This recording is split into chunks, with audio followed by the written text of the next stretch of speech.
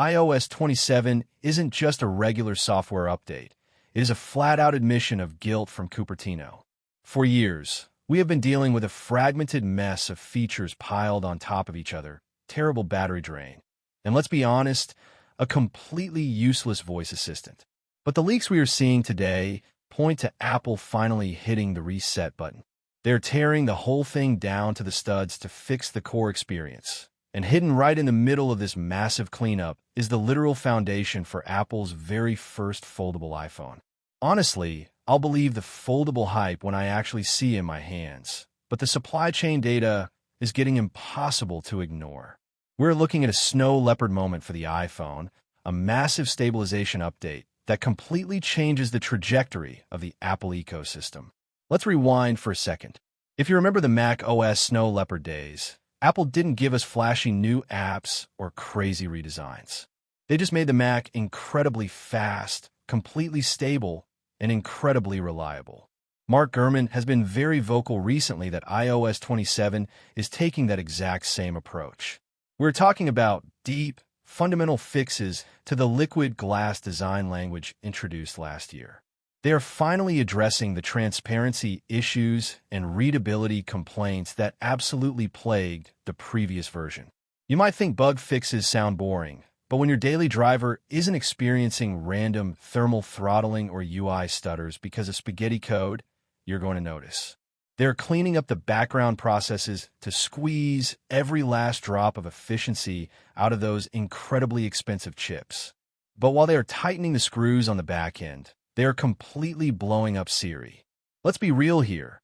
Asking Siri to do anything beyond setting a basic timer usually ends with a frustrating web search. The second you try to chain commands together, it just falls apart. According to recent supply chain murmurs and reports from Ming-Chi, Siri is being entirely rebuilt from scratch to feature true on-screen awareness. Siri will actually understand exactly what you're looking at in real time. You could be staring at a restaurant menu in Safari and just say book a table for 2 at 7, and it just happens. No copying links, no jumping between apps. That alone is a massive shift in how we interact with our devices. It is also gaining deep personal context, scanning your emails, your messages, and your calendar locally on the device to surface things like boarding passes right when you arrive at the airport. This brings us to the wildest part of the leak. Apple is apparently opening up a dedicated AI extension section inside the App Store. Yes, Apple, the company famous for its walled garden, is letting you choose third-party AI models to run specific tasks. They are heavily partnering with Google right now, using a Gemini-based model to handle the heavy lifting for complex queries.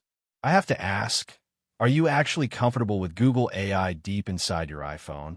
Or does that completely defeat the purpose of Apple's privacy-first marketing? Drop a comment, because I'm incredibly curious where everyone stands on this. Either way, it shows Apple knows they are behind in the artificial intelligence race. And instead of pushing out a half-baked language model, they're playing it safe by integrating established tools. The AI photo tools are getting a massive bump too. DG Times is reporting serious movement in the supply chain regarding dedicated image processing hardware to support these new features. You take a photo, the framing is off, and the new Extend feature literally generates the missing background. Enhance balances the lighting natively without looking like a plastic filter, and Reframe lets you shift the perspective of spatial photos after you take them. Now wait, really? Shifting a 3D perspective natively on a phone? That sounds incredibly heavy on the processor. Unsurprisingly, rumors say these specific tools are facing some serious TSMC 3nm yield issues, meaning the intense computing power required might delay the feature or limit it exclusively to the absolute highest-end chips. That leads right into the hardware elephant in the room. All of this software optimization, all of this multitasking groundwork, it is entirely meant for the iPhone Fold. Ross Young has been adamant about the display specs, and it aligns perfectly with what iOS 27 is showing us under the hood. You have a standard 5.5-inch display on the outside, but you open it up like a book and you get a massive 7.8-inch inner screen. Basically an iPad mini that folds directly into your pocket. We are finally getting true side-by-side multitasking on an iPhone. Apple is building tools so developers can natively scale their applications, treating it like a big iPhone rather than a squished iPad, ensuring seamless integration across the interface. Of course, the physical reality of foldables is still tough. The LEC has been tracking Apple's hinge patents for months, and while Cupertino is trying to eliminate the display crease entirely, physics is still physics. Dust gets in, screens wear out. Plus, dummy units recently shown off by Macatakra and C80 files leaked by Shrimp Apple Pro suggest this thing is going to be incredibly thick and wildly expensive. The rumor mill is pointing to a $2,000 starting price. That is a massive Apple tax just to be an early adopter. Will people actually unfold it daily? Or will they just use the front screen 90% of the time because it is easier? There's a catch to all of this, and it is a big one. iOS 27 is heavily rumored to drop support for the iPhone 11 entirely.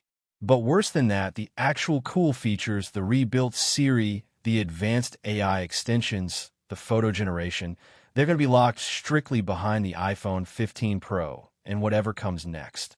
Apple is essentially creating two entirely different operating systems wrapped in the exact same name. If you recently dropped $1,000 on an iPhone 14 Pro, you're going to be left out in the cold. It feels like forced obsolescence, pushing you to upgrade just to get a voice assistant that actually functions properly. We will find out exactly how much of this is true when Tim Cook takes the stage at WWDC on June 8th. Until then, hold on to your wallets, because the next era of the iPhone is going to be incredibly expensive.